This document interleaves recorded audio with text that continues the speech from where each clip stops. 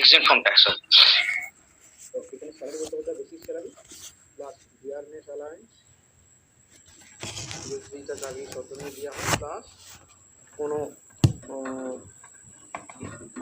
নির্দিষ্ট হারে যদি কমিশন বা দস্তুরি পায় বিক্রয়ের উপরে, এই তিনটেকে এইটাই হচ্ছে তার স্যালারি। তবে এই এক্সেমশন 10(13)A কেউ পাবেন না যদি তিনি এমন বাড়িতে বাস করেন যেখানে ভাড়া লাগে না বা কর্মচারী নিজের বাড়িতে বাস করেন। এই হচ্ছে হাউস রেন্ট অ্যালাউন্স। আমরা এরপরে আলোচনা করব এন্টারটেনমেন্ট অ্যালাউন্স, বা তার আগে বলি স্ট্যান্ডার্ড ডিডাকশন আন্ডার সেকশন 16(1) অনুযায়ী যে কোনো কর্মচারী বেতন খাতে আয় থেকে ইভেন পেনশন খাতে যদি কোনো প্রাপ্ত হয় তাহলে তিনি 50,000 টাকা বছরে সরাসরি ছাড় পাবেন স্ট্যান্ডার্ড বা প্রমাণ্য ছাড় হিসেবে আন্ডার সেকশন 16 সাবসেকশন 1 অনুযায়ী।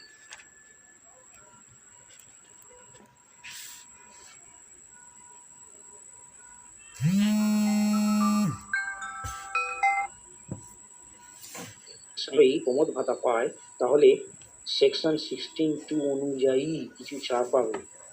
ছাড়টা হচ্ছে যে যদি গভর্নমেন্ট এমপ্লয়ি হয় তাহলে বার্ষিক 5,000 টাকা বা মূল বেতনের 20% বা প্রকৃত যেটা তিনি প্রমোদ ভাতা পেয়েছেন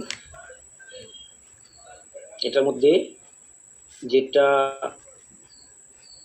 লিস্ট সেটা তিনি ছাড় পাবেন। আর যদি নন গভর্নমেন্ট এমপ্লয়ি হয় তাহলে কোনো ছাড়ের ব্যাপার, অর্থাৎ প্রমোদ ভাতা যদি কোনো গভর্নমেন্ট এমপ্লয়ি পায় তাহলেই ছাড় পাওয়া যাবে, কোনো নন গভর্নমেন্ট বেসরকারি কর্মচারী গেলে কোনো ছাড়ের ব্যাপার নেই। এটা হচ্ছে 16(2). 16(3) আছে ডিডাকশন ফর প্রফেশনাল ট্যাক্স। কোনো কর্মচারীর বেতন থেকে যদি প্রফেশনাল ট্যাক্স কেটে নেওয়া হয় তাহলে এই প্রফেশনাল ট্যাক্স যতটা তার বেতন থেকে কেটে নেওয়া হয়েছে সেটা তিনি ছাড় পাবেন 16(3) অনুযায়ী। তাহলে 16 ধারার 1 উপধারায় আছে স্ট্যান্ডার্ড ছাড় 50,000 টাকা, 16 ধারার 2 উপধারায় আছে আমোদ প্রমোদ ভাতা, যা কোনো সরকারি কর্মচারী পেলেই নিম্নলিখিতগুলির মধ্যে যেটা লিস্ট সেটা ছাড় পাওয়া যাবে। কোন তিনটে লিস্ট? কোন তিনটের মধ্যে লিস্ট? বছরে 5,000 টাকা, মূল বেতনের 20% বা প্রকৃত আমোদ প্রমোদ ভাতা যেটা পেয়েছেন এর মধ্যে যেটা কম সেটা ছাড় পাওয়া যাবে। আর যদি বেসরকারি কর্মচারী হয় তাহলে কোনো ছাড়ের ব্যাপার নেই। আর সেকশন 16 সাবসেকশন 3-তে বলা আছে যে প্রফেশনাল ট্যাক্স যদি কোনো কর্মচারী বেতন থেকে কাটা হয় তাহলে ওই প্রফেশনাল ট্যাক্সটাও তার ইনকাম ফ্রম স্যালারি হিসেবে আয় নির্ণয় করতে গিয়ে বাদ যায়। এই হচ্ছে সেকশন 16(1), সেকশন 2, 16(3)-তে ছাড়। আমরা একটু আগে হাউস রেন্ট অ্যালাউন্স বলেছি, এবারে আরও কয়েকটা অ্যালাউন্স বলছি, যেমন মেডিকেল অ্যালাউন্স। কোনো কর্মচারী যদি ফিক্সড মেডিকেল অ্যালাউন্স পায় মাসে মাসে চাকরি করার জন্য তাহলে যতটা পাবে নগদে পুরোপুরি এক্সেপ্ট। আর মেডিকেল ট্রিটমেন্টের জন্য যদি রিইম্বার্সমেন্ট হয়ে থাকে, মেডিকেল অ্যালাউন্স নগদে নিল না কিন্তু কোনো সরকারি হাসপাতালে বা রিকগনাইজড হসপিটালে যদি মেডিকেল ট্রিটমেন্ট করে কোনো কর্মচারী তার নিজের বা তার পরিবারের নির্ভরশীল কোনো সদস্যের জন্য, তাহলে কর্মচারী ওই খরচের জন্য যত টাকা রিইম্বার্স করে দেবে কর্মচারীকে পুরো টাকাটাই এক্সেপ্ট। কিন্তু যদি কর্মচারী নগদে নেয়, রিইম্বার্সমেন্ট না মানে আগে খরচ করলো পরে কর্মচারীকে তার চাকুরিদাতা দিয়ে দিল তবেই ছাড়, কিন্তু যদি নগদে পায় কোনো ছাড় নেই, পুরোটাই ট্যাক্সেবল। এবার শিক্ষা ভাতা, কোনো কর্মচারী যদি তার ছেলে মেয়েদের জন্য শিক্ষা ভাতা পেয়ে থাকে তাহলে মাসে 100 টাকা করে প্রত্যেক ছেলে মেয়ের জন্য সর্বাধিক 2 দিনের জন্য ছাড় পাওয়া যাবে। আর যদি হোস্টেল অ্যালাউন্স দিয়ে থাকে তাহলে আরও 300 টাকা পার মান্থ পার চাইল্ড প্রত্যেক ছেলে মেয়ের জন্য, কিন্তু ম্যাক্সিমাম 2 জনের জন্য ছাড় পাওয়া যাবে। তার মানে কোনো কর্মচারী যদি এডুকেশন অ্যালাউন্স পায় একাধিক ছেলের জন্য, 2-এর বেশি ছেলের জন্য, কিন্তু হোস্টেল নিয়ে সর্বাধিক ছাড় পাবে 100 + 300 400 টাকা পার মান্থ, এরকম 1 বছরে 4800 টাকা, এবং ম্যাক্সিমাম 2 জনের জন্য পাবে 9,600 টাকা। তার মানে এডুকেশন অ্যালাউন্স সেকশন 10(14) অনুযায়ী সর্বাধিক 9,600 টাকা কেউ ছাড় পেতে পারে। এরপরে ট্রান্সপোর্ট অ্যালায়েন্স, কোনো কর্মচারী যদি তার বাড়ি থেকে অফিস যাতায়াত করার জন্য এবং ব্যাক করার জন্য কোনো অ্যালায়েন্স পায়, ট্রান্সপোর্ট অ্যালায়েন্স পায়, তাহলে মাসে 1,600 টাকা, 1,600 টাকা পার অ্যানাম এক্সেম্ট আছে। সরি, পার অ্যানাম নয়, পার মান্থ হবে। 1,600 টাকা পার মান্থ এক্সেম্ট আছে। সুপ্রিম কোর্ট বা হাইকোর্টের জাজেরা যে সমস্ত অ্যালায়েন্স পান বা সামচুয়ারি বিশেষ সম্মানসূচক পান, এটা পুরোপুরি এক্সেপ্ট। এছাড়াও আরো কিছু কিছু অ্যালায়েন্স আছে, আমরা যেগুলো গুরুত্বপূর্ণ সেগুলি আলোচনা করলাম। এরপরে আমরা যাচ্ছি বেতন পূরক। কোনো কর্মচারী যখন কোনো চাকরি করে তখন বেতন ছাড়াও সে অতিরিক্ত কোনো সুবিধা পায়, একে বলে পারকুইজিট। বেতনের অতিরিক্ত, যেমন বিনা ভাড়ায় বসবাসের ব্যবস্থা পাওয়া, মোটর গাড়ি ব্যবহার করা, মেডিকেল ইন্স্যুরেন্সের জন্য প্রিমিয়াম পে করা, ফ্রি মিলস ইত্যাদি ইত্যাদি, আমরা সেই নিয়ে আলোচনা করব। তো এই পারকুইজিটের মধ্যে কিছু কিছু পুরোপুরি এক্সেম্ট, কিছু কিছু পুরোপুরি ট্যাক্সেবল। আগে ট্যাক্সেবল পারকুইজিট বলি। Value of rent free accommodation, যদি কোনো কর্মচারীকে তার চাকুরিদাতা দেয়, রেন্ট ফ্রি না দিয়ে যদি কনসেশনাল রেটে দেয়, খানিকটা ছাড়ে দেয়। এছাড়া যদি কোনো কর্মচারীর জন্য যে কোনো খরচ যা কর্মচারীর বহন করার কথা তার হয়ে যদি তার এমপ্লয়ার পে করে দেয়, মানে যে টাকাটা কোনো কর্মচারীর নিজের খরচ করার কথা কিন্তু তার হয়ে তার এমপ্লয়ার বা চাকরিদার পে করে দেয়, এটা পুরোপুরি এক্সেপ্ট। এছাড়াও free meals, club facility, interest free আর কনসেশনাল লোন, এগুলো হচ্ছে পুরোপুরি ট্যাক্সেবল। তার মানে উদাহরণস্বরূপ আমাদের যদি এরকম হয় যে কতগুলো ট্যাক্সেবল পারকুইজিট কি, তার উদাহরণ আমরা দিতে পারি। যদি কর্মচারীকে তার নিয়োগকর্তা সম্পূর্ণ বিনা ভাড়ায় বাসস্থান দেয়, কিংবা কোনো কর্মচারীকে যদি নিয়োগকর্তা কনসেশনাল রেটে পুরোপুরি বিনা পয়সায় নয় কিছু ছাড় দিয়ে বসবাসের জন্য ব্যবস্থা করে দেয়, কোনো খরচ যা কর্মচারী বহন করার কথা তার হয়ে যদি তার এমপ্লয়ার পে করে দেয়, তাহলে নিয়োগকর্তা কর্তৃক প্রদত্ত এই ধরনের যে কোনো পরিমাণ অর্থ যা কর্মচারীর দেওয়ার কথা কিন্তু নিয়োগকর্তা প্রদান করছে, এটা পুরোপুরি ট্যাক্সেবল। এছাড়াও যদি ফ্রিতে খাবার দেওয়া হয় অফিসে, কিংবা ক্লাব ফেসিলিটি ফ্রিতে দেওয়া হয়, কিংবা ইন্টারেস্ট ফ্রি লোন বা কনসেশনাল রেটে লোন দেওয়া হয়, এগুলো সবই হচ্ছে totally or fully exempt from tax. এবার আমরা কিছু এক্সেম্ট পারকুইজিটের মধ্যে কিছু ছাড় পারকুইজিট যেগুলো ট্যাক্সেবল নয়, যেমন value of medical treatment provided by employer to employee or family members in a hospital run and maintain by employee. যদি নিয়োগকর্তা তার নিজের চালানো কোনো হাসপাতালে কর্মচারীর বা তার পরিবারবর্গের কারোর জন্য ফ্রিতে মেডিকেল ট্রিটমেন্ট করে, এটা পুরোপুরি এক্সেপ্ট। কিংবা কোনো কর্মচারীর বা তার পরিবারবর্গের মেডিকেল ট্রিটমেন্টের জন্য কোনো অ্যাপ্রুভ গভর্নমেন্ট হসপিটালে কোনো মেডিকেল ট্রিটমেন্ট করার খরচ নিয়োগকর্তা প্রদান করে দেয়, তাহলে এটা পুরোপুরি এক্সেম্ট। কোনো কর্মচারীর মেডিকেল ইন্স্যুরেন্স প্রিমিয়াম যদি নিয়োগকর্তা পে করে দেয়, তাহলে এটা পুরোপুরি এক্সেম্ট। যদি অফিস আওয়ার্সে ফ্রি মিল দেওয়া হয়, যা সব এমপ্লয়িকে দেওয়া হচ্ছে, যার মূল্য 50 টাকা বেশি নয়, তা এক্সেম্ট। যদি ফ্রিতে স্ন্যাক্স ডিউরিং অফিস টিফিন এসব দেওয়া হয়, সেটা এক্সেম্ট। তাই আমরা এক্সেম্ট পারকুইজিটের উদাহরণ দিলাম। আবার বলি, এক্সেম্ট পারকুইজিট মানে চাকরি করতে গিয়ে অতিরিক্ত সুবিধা, কিছু কিছু ট্যাক্সেবলও আছে, কিছু কিছু পুরোপুরি এক্সেম্টও আছে। ট্যাক্সেবল তো বললাম সম্পূর্ণ বিনা ভাড়ায় বাসস্থান দেওয়া, কিংবা কনসেশনাল রেটে দেওয়া, কিংবা যে খরচ এমপ্লয়ির করার কথা, নিয়োগ কর্মচারীর করার কথা তার হয়ে তার এমপ্লয়ার বা নিয়োগকর্তা পে করছে, এটা পুরোপুরি ট্যাক্সেবল। কিংবা যদি কোনো ফ্রি মিল বিনা পয়সায় খাওয়ানো হয়, কিংবা club facility, free club facility, কিংবা ইন্টারেস্ট ফ্রি বা কনসেশনাল রেট লোন দেয়, তাহলে এটা ফুললি ট্যাক্সেবল। আর ফুললি এক্সেম্ট পারকুইজিটির মধ্যে আমরা বলতে পারি যদি নিয়োগকর্তা তার নিজের কোনো হসপিটালে তার কর্মচারী বা তার পরিবারবর্গের জন্য কোনো মেডিকেল ট্রিটমেন্ট খরচ করে, এটা পুরোপুরি এক্সেম্ট। কোনো কর্মচারী যদি কোনো গভর্নমেন্ট অ্যাপ্রুভ হসপিটালে তার বা তার পরিবারবর্গের ফ্যামিলির জন্য কোনো মেডিকেল ট্রিটমেন্টের জন্য খরচ করে এবং পরে তার নিয়োগকর্তা তাকে সেটা দিয়ে দেয়, এইভাবে পরবর্তীকালে পাওয়া ওই মেডিকেল ট্রিটমেন্ট বাবদ অর্থ পুরোপুরি এক্সেম্ট। কোনো কর্মচারীর মেডিকেল ইন্স্যুরেন্স প্রিমিয়াম যদি তার এমপ্লয়ার দিয়ে দেয়, এটা পুরোপুরি এক্সেম্ট। কোনো এমপ্লয়ার যদি ফ্রিতে মিল খাওয়ায় অফিস আওয়ার্সে, যা সব এমপ্লয়কে খাওয়ানো হয়, যার মূল্য 50 টাকার বেশি নয় পার প্লেট, তাহলে এটা এক্সেম্ট। ফ্রিতে যদি স্ন্যাক্স টিফিন দেওয়া হয় অফিস আওয়ার, সেটা পুরো এক্সেম্ট। এই হচ্ছে আমরা কতগুলো ট্যাক্স ফ্রি পারকুইজিট, কতগুলো এক্সেম্ট পারকুইজিট বললাম। আবার কিছু কিছু ক্ষেত্রে আছে কি, কিছুটা ট্যাক্সেবল কিছুটা এক্সেম্ট। যেমন রেকগনাইজড প্রভিডেন্ট ফান্ডে যদি 9.5% বেশি সুদ পাওয়া যায়, ওই বেশিটা হ্যালো হ্যালো হ্যালো হ্যালো কেউ কিছু বলছো স্টুডেন্টস? হ্যালো।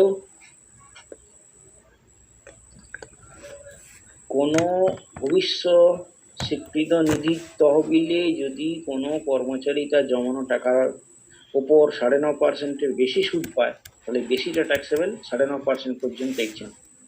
যদি কোনো কর্মচারী রেকগনাইজ প্রভিডেন্ট ফান্ডে এমপ্লয়ার ওই কর্মচারীর বেতনের 12%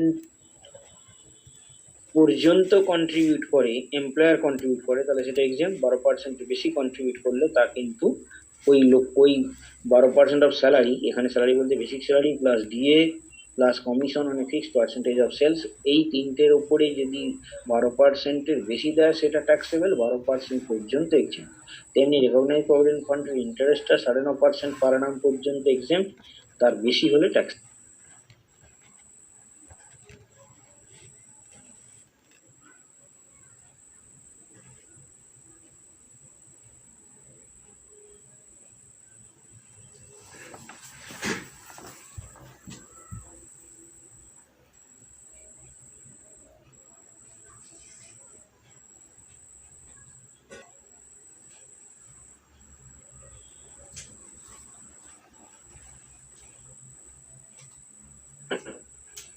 স্যার কিছু শোনা যাচ্ছে না। ওকে ওকে, হ্যালো, এবার শোনা যাচ্ছে।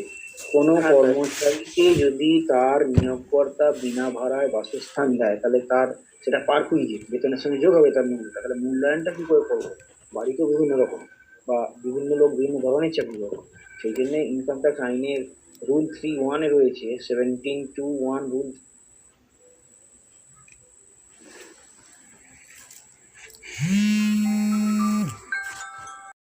হ্যাঁ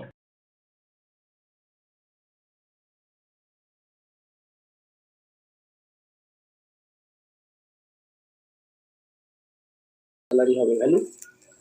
যদি ওই গৃহ যেটা বিনা ভাড়ায় থাকতে দেওয়া হয়েছে সেটা এমন সিটিতে অবস্থিত যার লোক সংখ্যা 2001 সালের সেন্সাস অনুযায়ী 10 লাখের বেশি কিন্তু 25 লাখের কম, তাহলে ওই লোকের বেতনের 10%।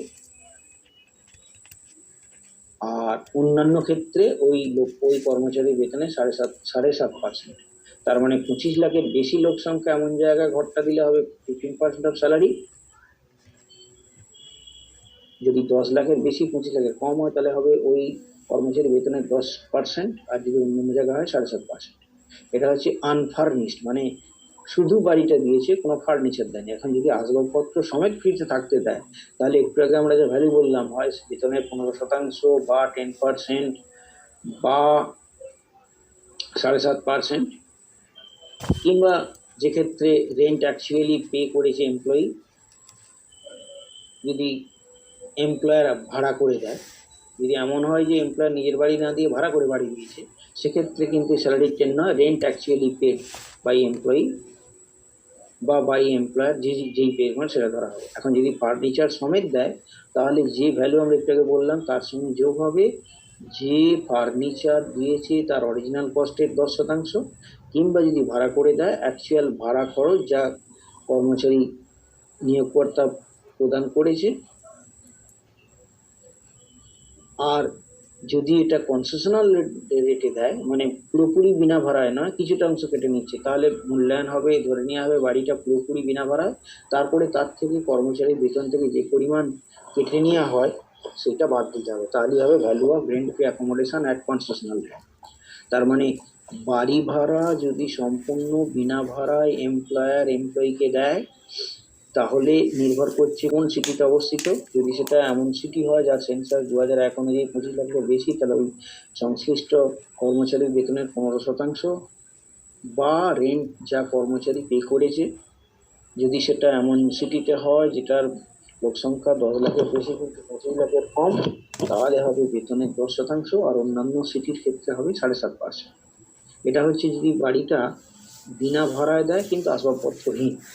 এবার যদি পুরোপুরি বিনা ভাড়ায় অথচ আসবাবপত্র সমেত দেয়, তাহলে একটু আগে আমরা যে ভ্যালু বললাম 15% বা 10% বা 7.5%, যেটা অ্যাপ্লিকেবল হবে, তার সঙ্গে যোগ হবে ওই ফার্নিচার যা ওই ঘরে দিয়েছে এমপ্লয়ার, তার অরিজিনাল কস্ট ব্যয়ের 10% বা ভাড়া করে দিলে অ্যাকচুয়াল ভাড়া খরচ।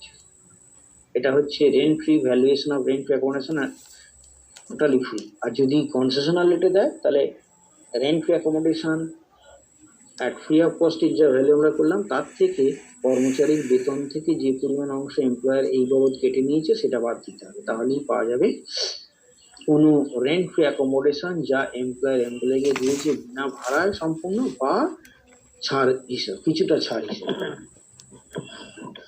অনেক সময় কর্মচারীকে তার এমপ্লয়ার কোনো সময় অনেক সময় কর্মদাতা বা চাকরিদাতা তার এমপ্লয়ি বা কর্মচারীকে বিনা ভাড়ায় মোটর কার ব্যবহার করতে দেয়। সেক্ষেত্রে এই মোটর কার ব্যবহার করাটা একটা পারকুইজিট অতিরিক্ত সুবিধা, বেতনের অতিরিক্ত সুবিধা। এক্ষেত্রে ভ্যালুয়েশনটা কি হবে? যদি দেখা যায় যে মোটর কারটা পুরোপুরি অফিসিয়াল পারপাসেই ব্যবহার হচ্ছে, এমপ্লয়ার এমপ্লয়িকে গাড়ি চাপতে দিয়েছে কিন্তু অফিসের পারপাসেই ব্যবহার করছে, তাহলে তার কোনো সুবিধা নয়, এর ভ্যালু নেই। যদি এমপ্লয়িকে গাড়ি দিয়েছে যেটা এমপ্লয়ি পুরোপুরি তার ব্যক্তিগত পারপাসে ব্যবহার করছে,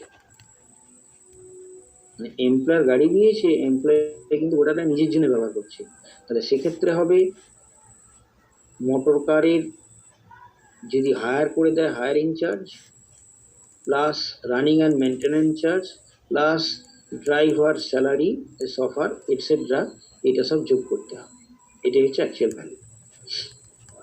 এবার যদি এমন হয় যে মোটর কারটা দিলেও কিছুটা অংশ কেটে নিচ্ছে, তাহলে এইভাবে যে ভ্যালু পাওয়া গেল, তার মানে actual running and maintenance charge, গাড়িটা যদি এমপ্লয়ারের হয় তাহলে তার নর্মাল ডেপ্রিসিয়েশন 10% প্লাস বেতন, ড্রাইভারের বেতন যোগ করা যা পাওয়া গেল, তার থেকে যেটা বেতন থেকে কেটে নিচ্ছে এমপ্লয়ার সেটা বাদ যাবে।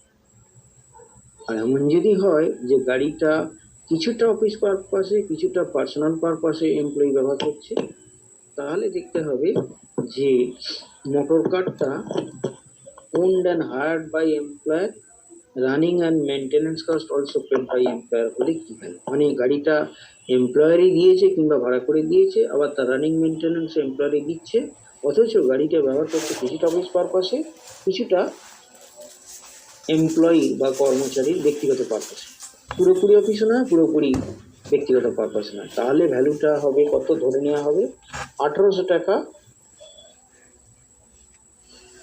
Per month. যদি ইঞ্জিন ক্যাপাসিটিটা 1600 সিসির বেশি হয় তাহলে 2400 পার মান্থ প্লাস 900 টাকা ড্রাইভারের বেতন ভাড়া। আর যদি মোটর কারটা এমপ্লয়ার ইনকাম কিন্তু ব্যবহার হচ্ছে অফিসিয়াল পারপাসে এবং পার্সোনাল পারপাসে, যেখানে রানিং অ্যান্ড মেনটেন্যান্সটা কিন্তু এমপ্লয়ি নিজেই ব্যবহার করছে,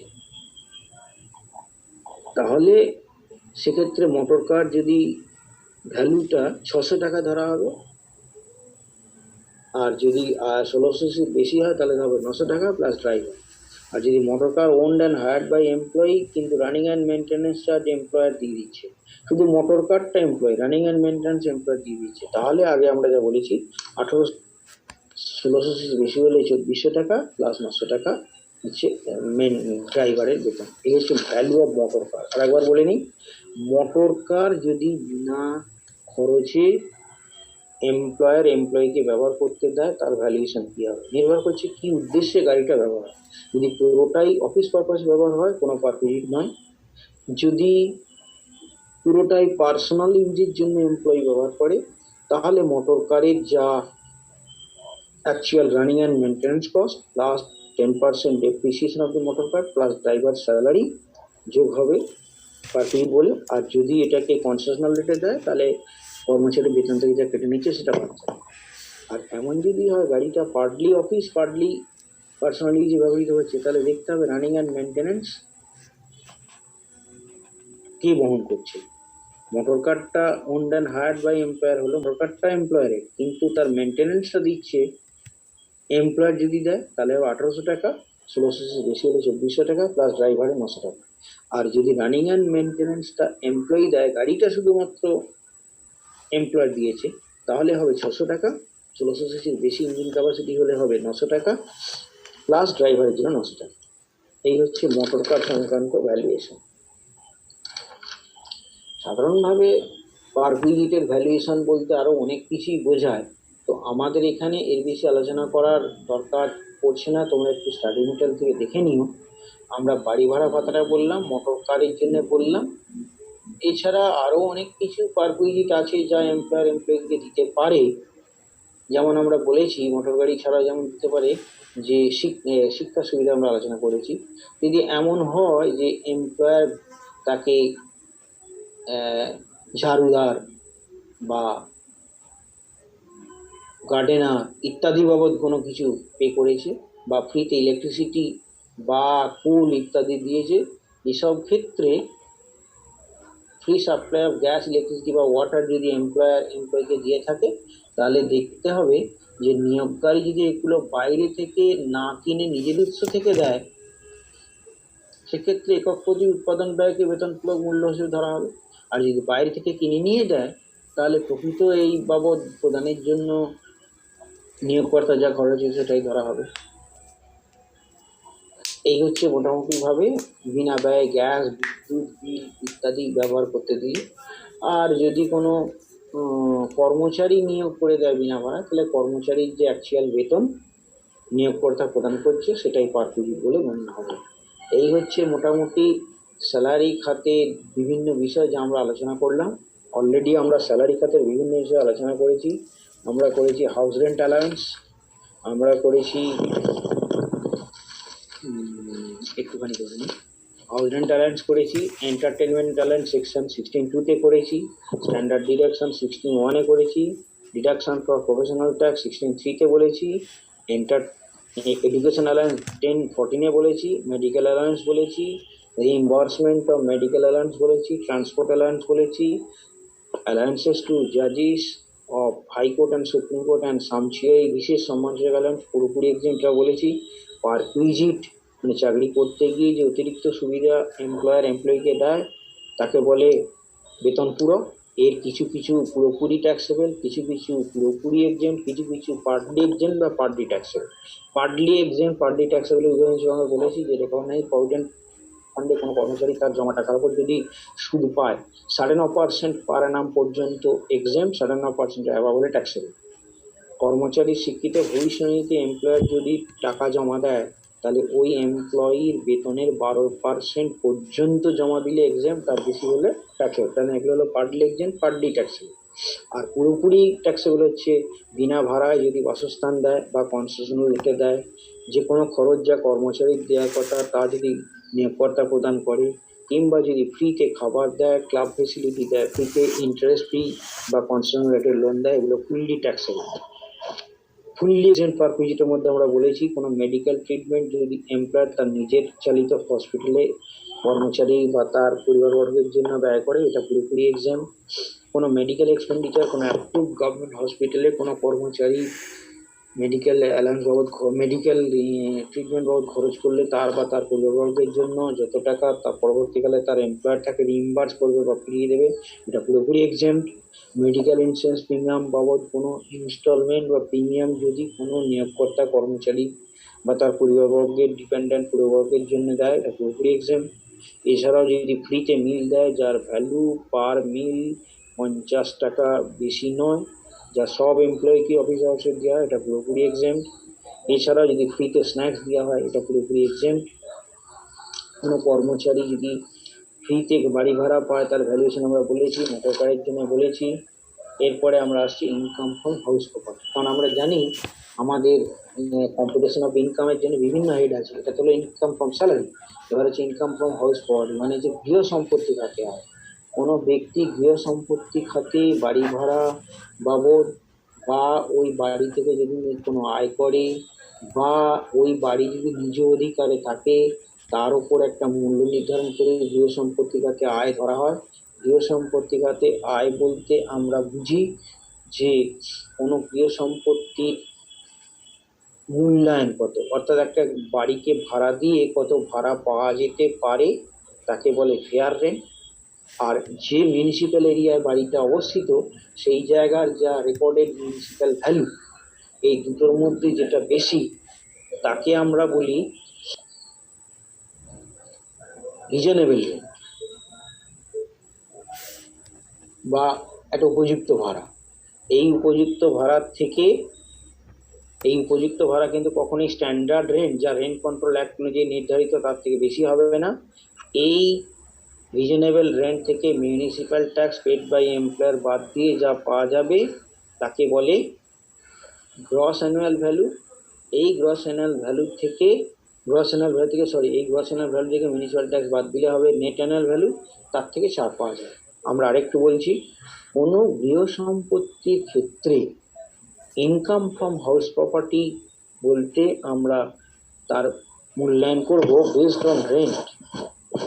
রেন্ট বলতে এখানে বোঝায় একটা বাড়ি যে মিউনিসিপ্যাল এরিয়ায় অবস্থিত সেখানকার যা গ্রস মিউনিসিপ্যাল ভ্যালু, আর বাড়িটাকে ওই অবস্থায় বা যেখানে আছে সেইখানকার যা সুবিধা অসুবিধা সেই অবস্থায় ভাড়া দিয়ে যা পাওয়া যায় তাকে বলে ফেয়ার রেন্ট। এই দুটোর মধ্যে যেটা কম, which is higher, municipal value gross অথবা fair rent of a house property, higher of the two is called reasonable rent. Reasonable মানে যা ন্যায্য ভাড়া। এই ন্যায্য ভাড়া কিন্তু যা নির্ধারিত হলো তা কখনোই রেন্ট কন্ট্রোল অ্যাক্ট অনুযায়ী যে স্ট্যান্ডার্ড রেন্ট তার থেকে বেশি হতে পারে। উদাহরণস্বরূপ বলা যেতে পারে, ধরা যাক একটা বাড়ির গ্রস মিউনিসিপ্যাল ভ্যালু 20,000, বাড়িটার ফেয়ার রেন্ট, বাড়িটাকে ভাড়া দিয়ে যা পাওয়া যেতে পারে বা পাওয়া যায় সেটা হচ্ছে 25,000, আর স্ট্যান্ডার্ড রেন্ট হচ্ছে 15,000। তাহলে রিজনেবল রেন্ট কত বা রিজনেবল এক্সপেক্টেড রেন্ট কত? রিজনেবল এক্সপেক্টেড রেন্ট হচ্ছে municipal value of fair rent যেটা বেশি। মিউনিসিপ্যাল ভ্যালু 20, ফেয়ার রেন্ট 25, যেটা বেশি মানে 25 বেশি। কিন্তু বলা আছে এই রিজনেবল রেন্ট কিন্তু standard rent under rent control act যদি থাকে কিছু, তার থেকে বেশি হতে পারে না। আমরা বলেছি স্ট্যান্ডার্ড রেন্ট হচ্ছে 15,000, তাহলে এই বাড়িটার রিজনেবল রেন্ট হবে কিন্তু 15,000। আবার একটা উদাহরণ নিই, একটা বাড়ির মিউনিসিপ্যাল ভ্যালু 85,000, তার ফেয়ার রেন্ট 80,000। মিউনিসিপ্যাল ভ্যালু মানে যে মিউনিসিপ্যাল লোকেশনে যেটা অবস্থিত সেখানকার ইকোনমিক ভ্যালু হচ্ছে 85,000 মিউনিসিপ্যাল ভ্যালুটা। ফেয়ার রেন্ট ভাড়া দিয়ে যা পাওয়া যেতে পারে সেটা হচ্ছে 80,000। তাহলে এই দুটোর মধ্যে যেটা বেশি সেটাকে আগে ধরতে হবে, বেশিটা হচ্ছে 85,000, কিন্তু স্ট্যান্ডার্ড রেন্ট বলা আছে 82,000, তাহলে 85 আমরা না ধরে রিজনেবল রেন্ট ধরবো 82।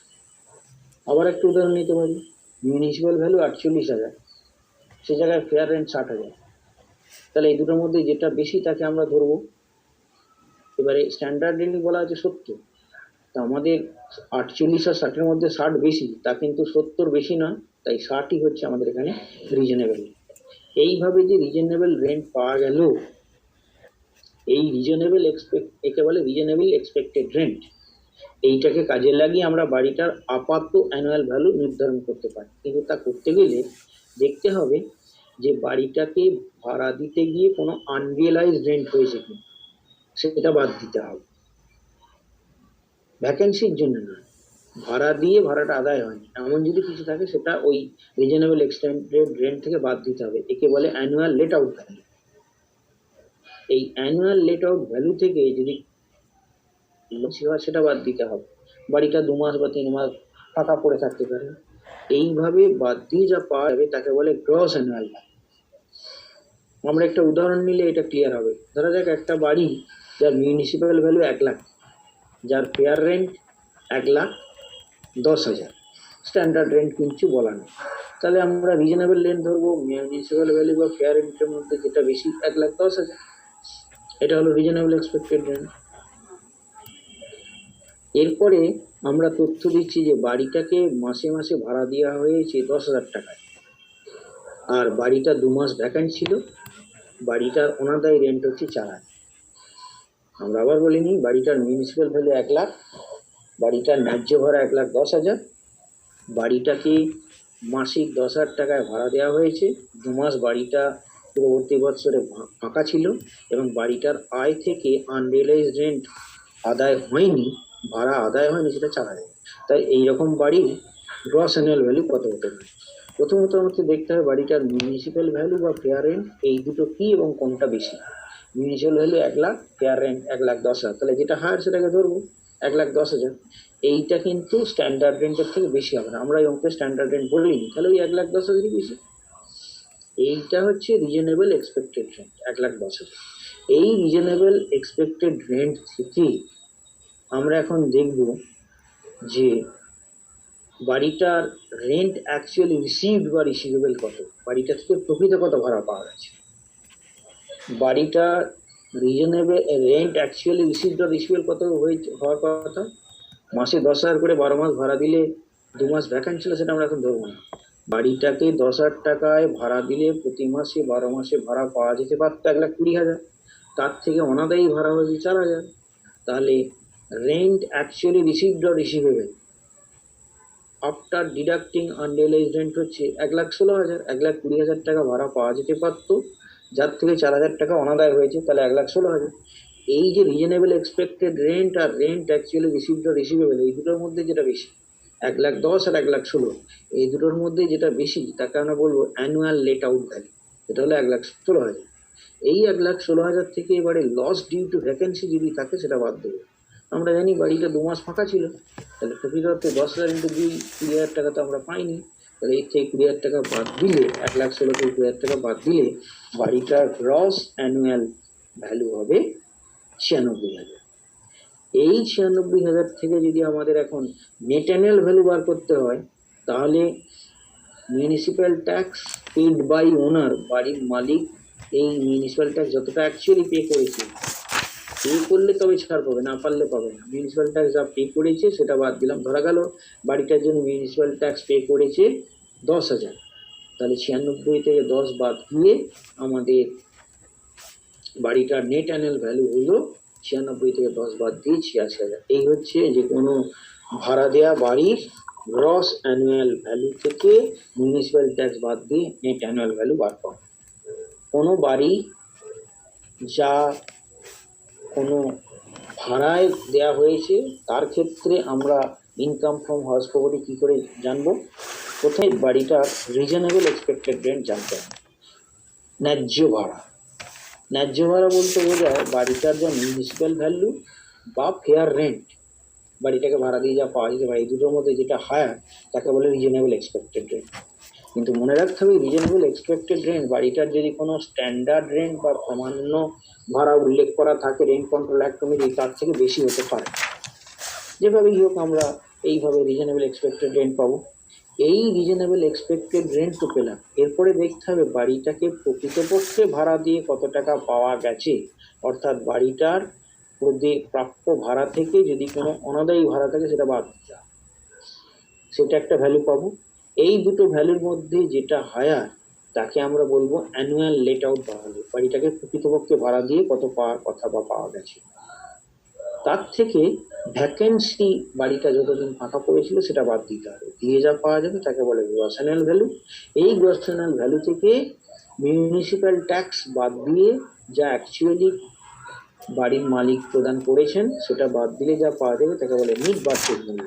এই নিট বার্ষিক মূল্য থেকে ধারা 24 অনুযায়ী ডিডাকশন পাওয়া যায়, সেটা বাদ দিলে যা পড়ে থাকবে তাকে বলে ইনকাম ফ্রম হাউস প্রপার্টি। আমরা উদাহরণ যেটা নিয়েছিলাম আর একবার আলোচনা করে নিচ্ছি। ধরা যাক কোনো ব্যক্তি তার বাড়িকে ভাড়া দিয়েছেন মাসিক 10,000 টাকায়, বাড়িটা 2 মাস ফাঁকা ছিল, ভাড়া জোগাড় হয়নি, এবং অনাদায়ী ভাড়া ছিল 4,000। বাড়িটার মিউনিসিপ্যাল ভ্যালু 1 লাখ, বাড়িটার ফেয়ার রেন্ট 1,10,000। তাহলে বাড়িটার নেট অ্যানুয়াল ভ্যালু কত? আমাদের জানতে হবে প্রথমত রিজনেবল এক্সপেক্টেড রেন্ট বাড়িটার কত।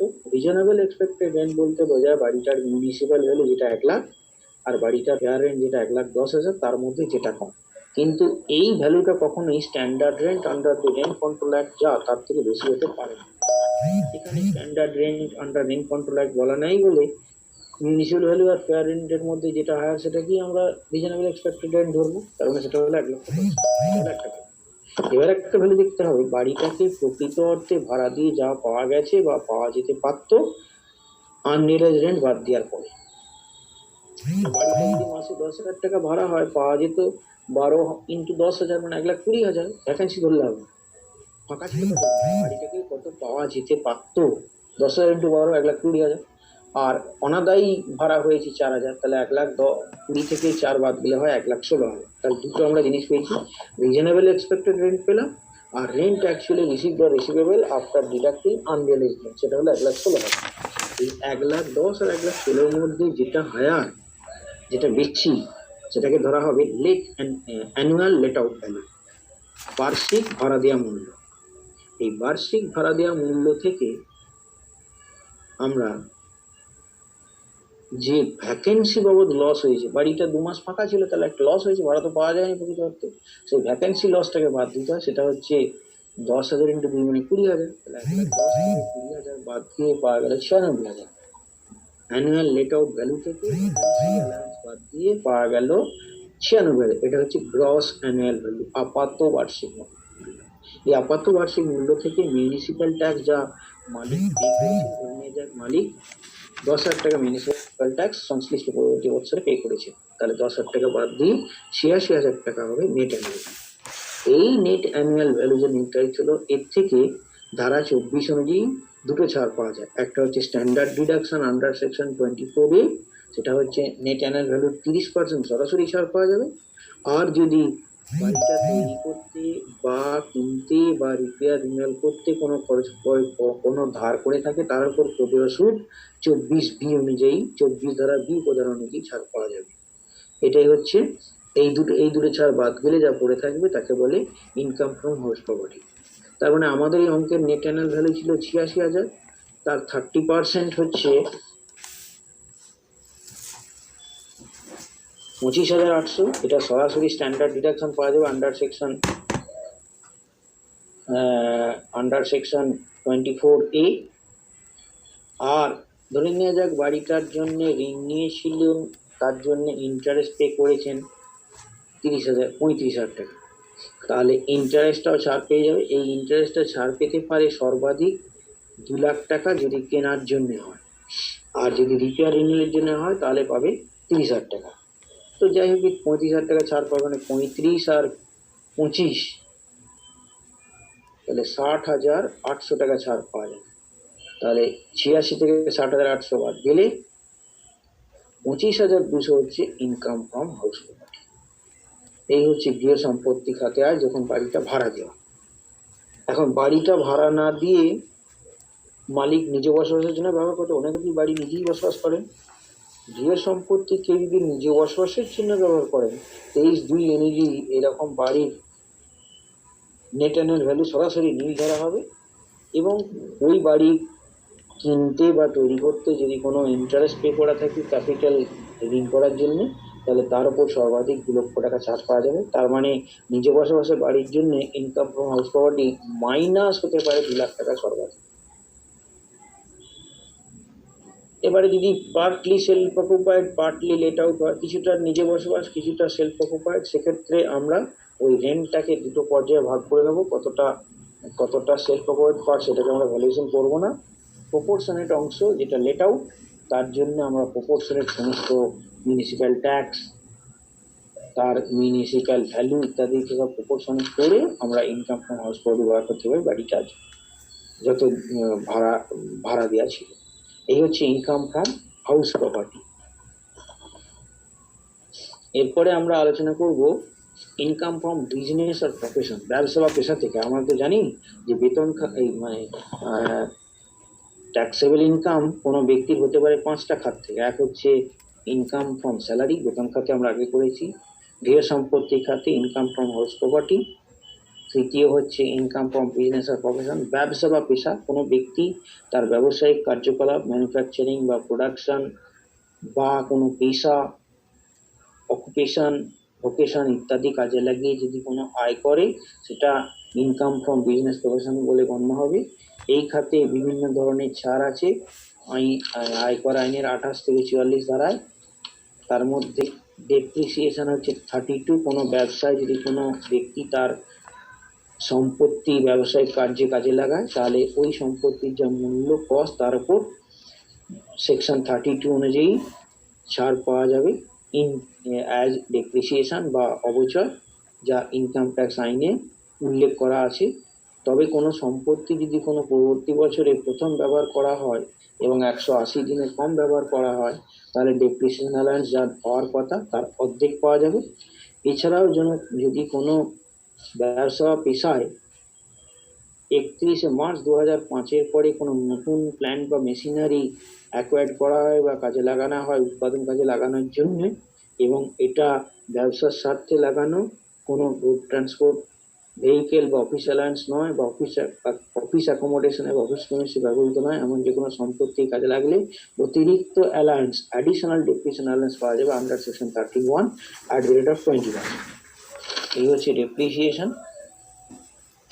কর্মচারী যদি তার ব্যবসা পেশার জন্য কোনো সায়েন্টিফিক রিসার্চ এক্সপেন্ডিচার করে, সেকশন 35 অনুযায়ী ওই সায়েন্টিফিক খরচের জন্য যদি কোনো রেভিনিউ এক্সপেন্ডিচার খরচ করে পুরোটাই ছাড়।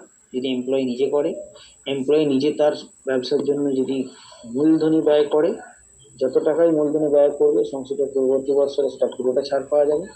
এমনকি ব্যবসা শুরুর আগের 3 বছরে যদি কোনো রেভিনিউ বা ক্যাপিটাল এক্সপেন্ডিচার খরচ করে, সেটাও যে বছরে ব্যবসা প্রথম শুরু হলো সেই বছরে পুরোপুরি ছাড়যোগ্য হবে।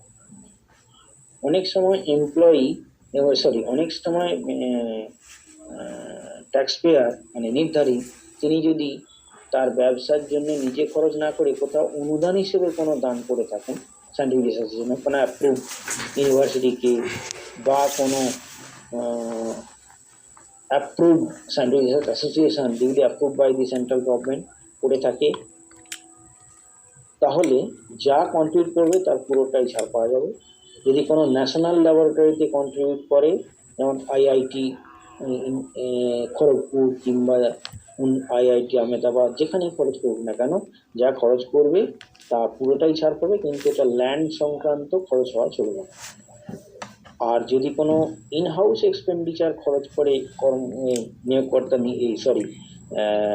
নির্ধারী নিজেই, যার ব্যবসা তিনি নিজেই যদি কোনো ইনহাউস এক্সপেন্ডিচার করেন on research for biotechnology or for telecommunication service etcetera etcetera, কিন্তু এটা ল্যান্ড বা বিল্ডিং ছাড়া খরচটা হতে হবে, তাহলে তিনি যা খরচ করবেন সেটা পুরোটাই ছাড় পাওয়া যাবে। ব্যবসায় যদি কোনো ব্যাড ডেট হয়, অনাদায়ী ঋণ হয়, অনাদায়ী ধার দিয়েছে ব্যবসায় কিন্তু সেটা পাওয়া গেল না, তাহলে সেটা পুরোপুরি এক্সেম্ট। কিন্তু যদি পরবর্তীকালে আবার ওই ব্যাড ডেট থেকে কোনো কিছু আদায় হয়, তাহলে যে ব্যাড ডেট হয়েছে তার অতিরিক্ত, যেটা অ্যালাউড হয়েছে তার অতিরিক্ত যদি কোনো অ্যামাউন্ট পাওয়া যায়, মানে হয়তো কারোর ব্যবসার ব্যাড ডেট হয়েছে 40,000, কিন্তু ইনকাম ট্যাক্স অথরিটি সেটাকে 30,000 টাকা অ্যালাউ করেছে, মানে 10,000 টাকা ডিসঅ্যালাউ করেছে, তাহলে যা ডিসঅ্যালাউ করেছে 10,000 যদি আদায় হয় ডিসঅ্যালাউ যা করেছে তার থেকে বেশি, তাহলে সেই বেশিটা যে বছরে আদায় হবে সেই বছরে তোমার ব্যবসায়িক লস হিসেবে গণ্য হবে, এবং তার ছাড় যদি অতিরিক্ত পাওয়া যায় সেটা অতিরিক্ত আয় বলে গণ্য হবে 41(4) অনুযায়ী। আর যা আদায় হওয়ার কথা তার থেকে যদি কম আদায় হয়, ধরা যাক 40,000 টাকা ব্যাড ডেট হয়েছিল,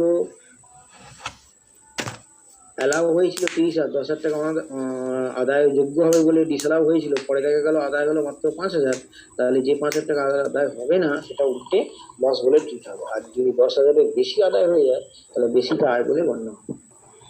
এছাড়াও যদি কর্মচারী কোনো সাধারণ কোনো খরচ করে, আয়কর আইনের 37 ধারা অনুযায়ী যে খরচটা ব্যক্তিগত খরচ নয়, যে খরচটা সঞ্চিত পরবর্তী বছরে হয়েছে, যে খরচটা মুনাফা জাতীয় খরচ, মূলধনী জাতীয় খরচ নয়, যেটা আনলকফুল বা ইলিগ্যাল পারপাসে খরচ হয়নি, এমন যে কোনো খরচ করলে ওই নিয়োগকর্তা 37 অনুযায়ী যা খরচ করবে তা কিন্তু ছাড় পাওয়া যাবে আয়কর আইনে ধারা 37 অনুযায়ী। ক্যাপিটাল গেইনস আমরা এর আগের দিন আলোচনা করেছিলাম। ক্যাপিটাল গেইনস মানে হচ্ছে যে মূলধনী সম্পত্তি হস্তান্তর প্রয়োজনীয় কারণে যদি কোনো লাভ হয়ে থাকে তা ইনকাম ফ্রম ক্যাপিটাল গেইনস হেডে ট্যাক্সেবল হবে। এক্ষেত্রে ক্যাপিটাল গেইনস দু রকমের হতে পারে, from long term capital gains, long term asset that is long term capital gains, short term capital asset থেকে হলে শর্ট টার্ম ক্যাপিটাল গেইনস। তো লং টার্ম বা শর্ট টার্ম ক্যাপিটাল অ্যাসেট কাকে বলে? যদি কোনো ক্যাপিটাল অ্যাসেট অধিগ্রহণের পর থেকে স্থানান্তরের আগে 36 মাস বা শেয়ার বা ডিভিডেন্ড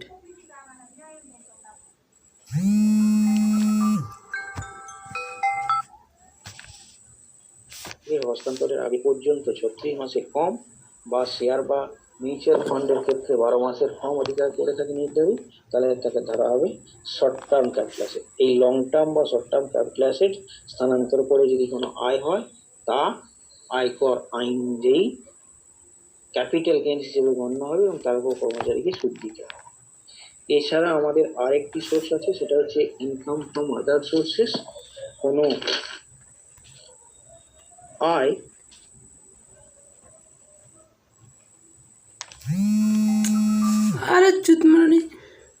লটারি থেকে আয়, কিংবা বেটিং থেকে আয়, ক্রসওয়ার্ড পাজেল থেকে আয়, ঘোড়দৌড়ের মাঠে আয়, প্ল্যান্ট অ্যান্ড ফার্নিচার ভাড়া দেওয়া থেকে আয়, মেশিনারি ভাড়া দেওয়া থেকে আয়, এগুলো সব হচ্ছে ইনকাম ফ্রম আদার সোর্সের উদাহরণ by virtue of section 56। Dividend যদি কেউ পায় কোনো কোম্পানি থেকে, উইনিং ফ্রম লটারি যদি হয়, ক্রসওয়ার্ড পাজেল থেকে যদি কোনো আয় হয়,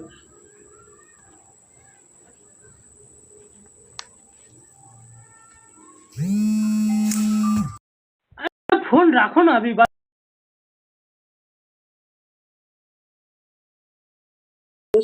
এবং এইগুলো নির্ধারিত আয় বলে গণ্য হবে। এছাড়া আমাদের এখানে জানতে হবে যে কোনো নির্ধারী যদি এই ইনকাম ফ্রম আদার সোর্স থেকে কোনো আয় করে থাকে, সেটা যদি উইনিং ফ্রম লটারি কিংবা ক্রসওয়ার্ড পাজেল হয়, তাহলে কিন্তু সরাসরি তার উপর 30% ট্যাক্স দিতে হবে, প্লাস সারচার্জ প্লাস এডুকেশন সেস যা অ্যাপ্লিকেবল তা দিয়ে দিতে হবে। এই হচ্ছে মোটামুটিভাবে ইনকাম ফ্রম আদার সোর্স। এখানে আরো অনেক কিছু আছে যেটা আমাদের এতখানি আলোচনা করা এখানে সম্ভব নয়, কারণ পরপর 5টা হেডকে আমাদের এখানে আলোচনা করা হচ্ছে। এর বেশি আমাদের জানার দরকার নেই। আমাদের মূল জানতে হবে যে একজন নির্ধারী আয় বলতে বোঝায়, গ্রস টোটাল ইনকাম বলতে বোঝায় 5টি খাতের আয়ের যোগফল। 5টি খাত হলো বেতন খাতে আয়, গৃহ সম্পত্তি খাতে আয়, ব্যবসা বা পেশা থেকে আয়, মূলধনী খাতে আয় এবং অন্যান্য উৎস থেকে আয়। সব ক্ষেত্রে আমরা কতগুলো উদাহরণ দিয়েছি। এই 5টি খাতের আয় থেকে আয়ের থেকে যা আয় হবে তাকে যোগ করে বলা যায় গ্রস টোটাল ইনকাম। এই গ্রস টোটাল ইনকাম থেকে চ্যাপ্টার 6A অনুযায়ী যে ছাড় পাওয়া যায় সেগুলো বাদ দিলে যা পাওয়া যায় তাকে বলে টোটাল ইনকাম বা ট্যাক্সেবল ইনকাম, যার উপর আমাদের কর দিতে হবে নির্ধারিত। এই হচ্ছে মোটামুটি ভাবে computation of income under different heads and determination of assessable income. মানে অ্যাসেসেবল বা ট্যাক্সেবল ইনকাম জানতে গেলে আমাদের 5টি আয় খাতের মোট আয়কে একত্রিত করতে হবে, তাকে বলে গ্রস টোটাল ইনকাম। এইখান থেকে চ্যাপ্টার 6-এর বিভিন্ন ডিডাকশন আছে, section 80C, section 80C two 80U, 80C থেকে 80U পর্যন্ত অনেক ধারায় ছাড় আছে। আমরা এই ছাড়গুলো আগামী দিনের ক্লাসে আলোচনা করব। সেইগুলো বাদ দিয়ে যা পড়ে থাকবে তাকে বলা হয় ট্যাক্সেবল ইনকাম বা টোটাল ইনকাম। তার উপর ওই নির্ধারীকে আয়কর দিতে হবে, নির্ধারিত রেসিডেন্সিয়াল স্ট্যাটাস এবং তার যে যে ধরনের ব্যক্তি তার উপর নির্ভর করে, কারণ এই নির্ধারে যদি কোনো ব্যক্তি হয় তার ক্ষেত্রে স্ল্যাব অনুযায়ী ট্যাক্স দিতে হবে, যদি কোনো কোম্পানি হয় তার তার ক্ষেত্রে তো সরাসরি 30% ট্যাক্স দিতে হবে। আর যদি ফার্ম হয় তাহলে ফার্মের ক্ষেত্রে একটা নির্দিষ্ট স্ল্যাব অনুযায়ী তাকে ট্যাক্স দিতে হবে। এই হচ্ছে বিভিন্ন খাতে কোনো ব্যক্তি নির্ধারিত আয় হলে কেমন ভাবে তা ছাড়যোগ্য, বিভিন্ন ছাড়যোগ্য অংশ বাদ দেওয়ার পরে ট্যাক্সেবল বা টোটাল ইনকাম বলে পরিগণিত হবে এবং তার উপর তাকে ট্যাক্স দিতে হবে। এই হচ্ছে আজকের আলোচনা। এখন আর নতুন করে আমরা ওই ডিডাকশন পার্টটা আলোচনা করছি না, ওটা আগামী দিনে আলোচনা করব। আজকে স্টুডেন্টদের যদি কিছু এই নিয়ে জিজ্ঞাসা থাকে সেই জায়গায় আমি একটু দিতে চাইছি। স্টুডেন্টদের একটু আনমিউট করে দিয়া, তারা এই কিছু জানতে চায়।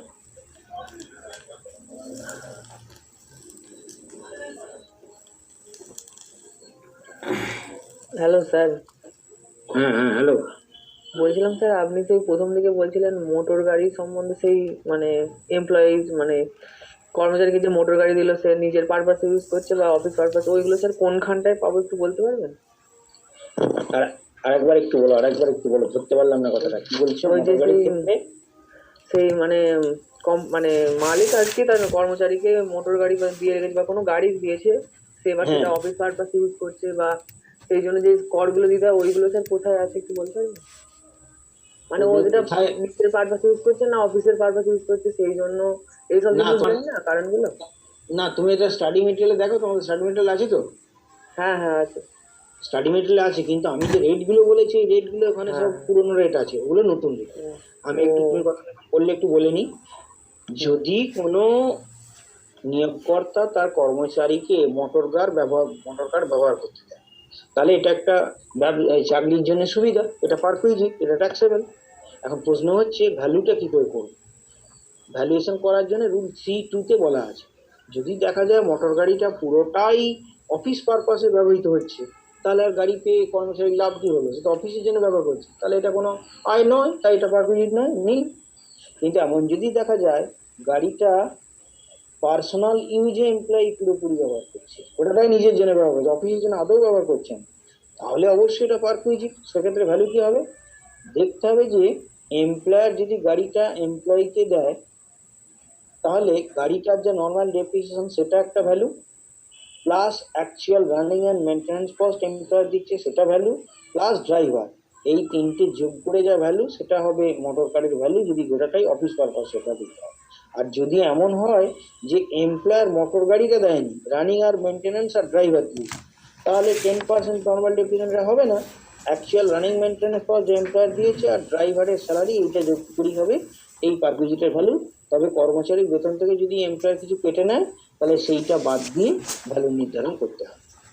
এবার যদি দেখা যায় যে এমপ্লয়ার মোটর গাড়িটা দিয়েছে এমপ্লয়িকে, কিন্তু এমপ্লয়ি নিজের জন্য পুরোপুরি ব্যবহার করছে না বা অফিসের জন্য পুরোপুরি না, উভয় পারপাসই করছে, কিছুটা অফিস কিছুটা পার্সোনাল, সেক্ষেত্রে রেট বলা আছে ইনকাম ট্যাক্স আইন।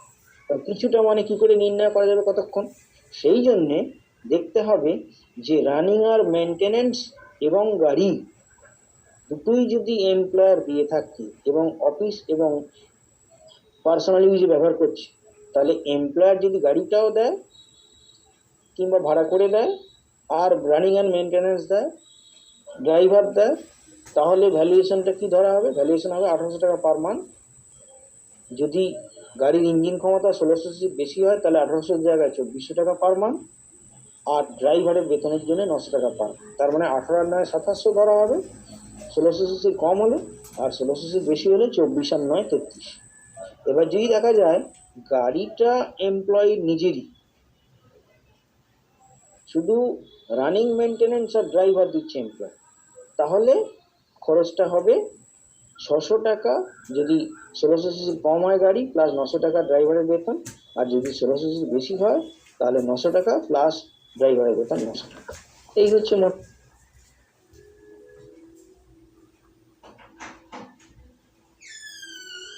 Okay sir. Sir under section 16 যেটা বলছিলেন ওইটা আরেকবার বলবেন কিসের?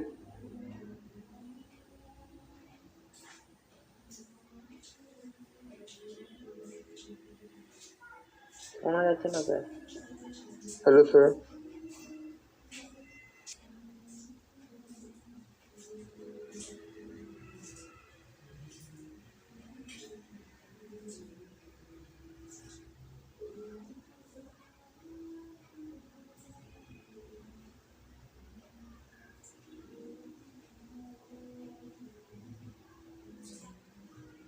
হ্যালো স্যার, শোনা যাচ্ছে না স্যার। তো দেখি, হ্যালো হ্যালো, এবার শোনা যাচ্ছে? হ্যালো, হ্যাঁ স্যার, এবার শোনা যাচ্ছে। হ্যাঁ বলছি এবারে ঠিক আছে? আর কারো স্যার। কিছু বক্তব্য থাকলে হ্যাঁ বলো বলো। স্যার বলছি আন্ডার সেকশন 16 যেটা বলছিলেন ওটা কিসের বিষয়ে বলছিলেন? আন্ডার সেকশন 16টা হচ্ছে বেতন খাতে। আমরা এখন যেখানে রয়েছি সেকশন 16-এ 3টে আছে। সেকশন 16(1) এ আছে স্ট্যান্ডার্ড চার্ট। যে কোনো কর্মচারী বেতন খাতে আয় হলে 16(1) ধারা অনুযায়ী সে 50,000 টাকা তার বেতন থেকে সরাসরি ছাড় পেয়ে যাবে। স্যার স্টাডি 50,000 মেটেরিয়ালে কোন পেজে আছে ওটা খুঁজে এই পাচ্ছি না। স্টাডি মেটেরিয়ালটা তুমি পুরোনো, তখন এটা ওটা ছিল না, এটা তোমাকে একটু নোটিং করতে হবে। কি করব, এটা এখন আছে, আগে তো ছিল না। যেখানে স্টাডি মেটেরিয়াল লেখা আছে সেখানে নাই হয়তো। আমার কাছে তো স্টাডি মেটেরিয়াল নেই, আমি অনলাইন থেকে একটু দেখছি। এই ও ল্যাপটপে দেখে দেখে তো ঠিক মতো পড়াতে পারছি না, আমার স্যার, গোটা আমাদের নোট তো করে স্টাডি রেখেছি। মেটেরিয়াল থেকেই পড়তে হবে। হ্যাঁ, স্টাডি মেটেরিয়াল থেকে তো করতে হবেই, তোমাকে যেটা এগুলো বললাম স্যার দরকার তো, আপনি যেগুলো বলছেন স্যার এগুলো দরকার তো অবশ্যই। স্টাডি মেটেরিয়াল থেকে তো করতে হবেই, কিন্তু স্টাডি মেটেরিয়ালের তো যে তথ্যগুলো দেওয়া আছে সেগুলো একটু ট্যাক্স তো প্রত্যেক বছর একটু চেঞ্জ হয়ে যায়, সেইখানেই হয়েছে মুশকিল। না আমি একটু দেখছি দেখছি কি লেখা আছে তাহলে দেখছি। স্যার আপনি কোনো বই যদি সাজেস্ট করেন তো ভালো হয়। যে হ্যাঁ, কোনো ওটাই। বই, যে কোনো বই, ইনকাম ট্যাক্সের যে কোনো বই, তুমি বাংলায় ডি চক্রবর্তীর বই কেন বাংলায়, তাহলেই পেয়ে যাবে। না পাওয়ার তো কিছু নেই, পেয়ে তো যাবি। আমি এখানে একটু দেখে নিচ্ছি, এক সেকেন্ড স্যার দাঁড়াও পেয়ে তো দাঁড়াও। যাবো, কিন্তু প্রবলেমটা হচ্ছে সব চ্যাপ্টার তো মিলবে না না, আর এইটাই সেইটাই তো প্রবলেম। মুশকিল। আর এইটা সে তো খানিকটা মুশকিল বটেই, তবুও আমরা একটু চেষ্টা করছি তোমাকে একটু হেল্প করার। আর কি করবো বলো, অনলাইনে তো এর বেশি আমরা কিছু করতেও পারছি না, চাইলেও তো করতে পারছি না। যতটা সম্ভব করার চেষ্টা করছি। দাঁড়াও, তোমার এই কথাটা একবার দেখি তো, এখানে কি দেওয়া আছে, কি করে জানবো কোথায় যে কি। এরকম করে করে পাওয়াও খুব মুশকিল। ওইটাই স্যার মুশকিল হচ্ছে আপনার। মুশকিলটা হয়েছে কি যে স্টাডি আমার মেটেরিয়াল কাছে তো মেলাচ্ছি, কিছু পাচ্ছি না। একটা স্টাডি স্যার মেটেরিয়ালে অঙ্কগুলো যেগুলো মোটামুটি ঠিক আছে, আপনি যে অঙ্কগুলো বোঝালেন ওইগুলো মোটামুটি আছে তো সবই। মোটামুটি আছে তো, হ্যাঁ ঠিক আছে। ওই যে আপনি যে আদার সোর্স বললেন বা এই ইনকাম ফ্রম হাউস প্রপার্টি, এই অঙ্কগুলো আছে হ্যাঁ ওখানে দেখলাম। হ্যাঁ, ওইগুলো থেকে একটু আইডিয়া হচ্ছে, তাই তো। আমি আর কি হ্যাঁ করবো, ওইগুলো থেকেই আইডিয়া হচ্ছে। চেষ্টা করছি আমি যতটা তোমাদের সঠিক তথ্য দেওয়া যায়। এখন ধরো যে জিনিসটা পুরনো হয়ে গেছে আমি সেটাকেই তো আর বলতে পারি না ওটাই শিখে রাখো। আজকে না হয় পরীক্ষার জন্য তুমি ওটা শিখে রাখলে, কিন্তু ওটা তো অ্যাকচুয়ালি কাজে লাগবে না। ভ্যালুয়েশন অফ মোটর কারের জন্য যে রেট, সেগুলো পুরোনো বই দেখে লেখা আছে 1200 টাকা 1600 টাকা, ওগুলো তো এখন বেড়ে গেছে সব। এটাই বুঝতে পেরেছো, সমস্যা। ওইগুলো একটু একটু চেঞ্জ করে নিতে হবে আর কি।